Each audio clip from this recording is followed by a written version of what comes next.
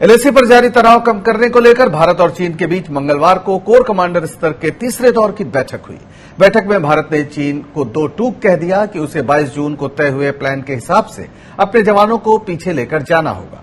बताया जा रहा है कि बैठक करीब 11 घंटे चली। बैठक में भारत की तरफ से 14 corps commander lieutenant general Harinder Singh और चीन की तरफ से मेजर जनरल लुई लिन शामिल थे। दोनों के बीच ऐसी बातचीत 6 और फिर 22 जून को हुई थी।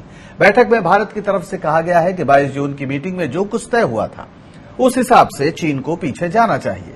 इसमें दोनों तरफ से सैनिकों में कम से कम 3 किलोमीटर की दूरी पर बात हुई थी।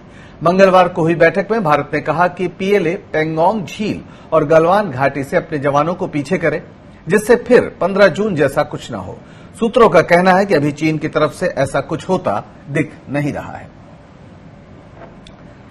और इसी विषय पर बात करने के लिए हमारे साथ जुड़ गए हैं मनोज जोशी, वरिष्ठ पत्रकार और रक्षा विशेषज्ञ।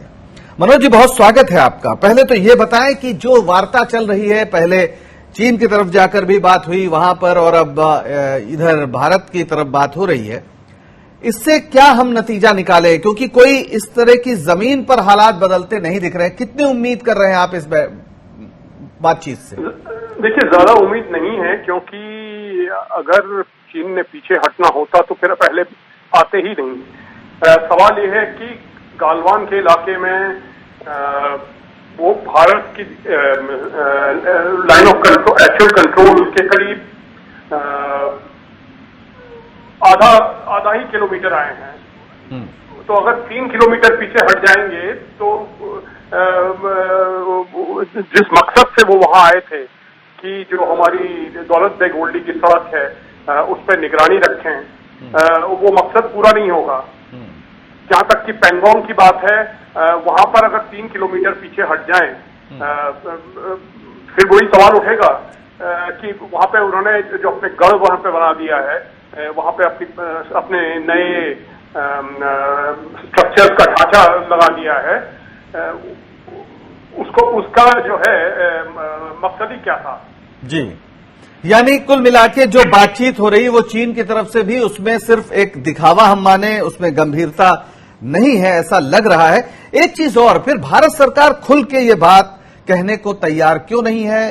प्रधानमंत्री कहते हैं एक इंच जमीन भी हमारी नहीं गई, और आप समेत तमाम विशेषज्ञ साफ कह रहे हैं कि आधा किलोमीटर तो वो आ ही गए हैं। इसके अलावा उन्होंने जो लाइन ऑफ एक्चुअल कंट्रोल है वो हालात बदल दिया है उसने। ये एक सच्चाई है जो अब सैटेलाइट इमेजेस से भी पता चलता है। क्या सरकार इस पर जनता के सामने स्पष्ट तरीके से अपनी बात नहीं रख रही या छुपाना चाहती है? देखिए, सरकार जो है टेक्निकलिटी पे श्रेय ले रही है। ये ऐसा है कि कुछ इलाके ऐसे हैं जहां पर कि समझ लीजिए कि एक नो मैन्स लैंड है, कि वो भी वहां पे गश्त लगाते थे, हम भी गश्त लगाते थे। तो ऐसे इलाकों पे सरकार ने ये तय कर लिया कि वो हमारा इलाका नहीं है। वहां तो वहां पे उनकी भी क्लेम है, हमारी भी क्लेम है। तो अगर उस सिरे से देखा जाए तो फिर हाँ, ये जरूर है कि हाँ, ये भारत का इलाका नहीं था। पर मैं समझता हूँ ये गलत है। जहां तक कि गलवान है, वहां पर साफ वो भारत का इलाका था, और भारत का इलाका था। सन 60 में जो चीन ने जो वहां के जो कोऑर्डिनेट दिए थे, नक्शे में जो निशान दिए थे, वो सीधा ये दिखाते हैं कि वो कम से कम आधा किलोमीटर जो है हमारी सीमा की ओर घुस आए हैं। जहां तक कि पेंगोंग की बात है, वहां पे जरूर ये है कि विवाद है कि फिंगर 8 और फिंगर 2 के बीच में दोनों गश्त लगाते थे। पहले वो फिंगर 2 तक लगाते थे, हम फिंगर 8 तक लगाते थे। अब वो फिंगर 4 पे बैठ गए हैं और हमको आगे जाने नहीं दे रहे हैं।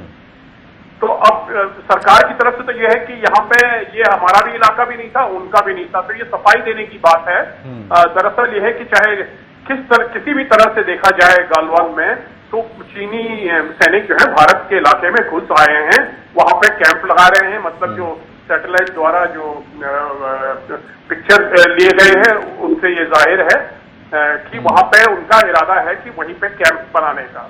बिल्कुल, यानी ये बहुत स्पष्ट है कि जमीन पर चीन ने कब्जा किया, भारत के आधा किलोमीटर इलाके में वो अंदर घुस आया है।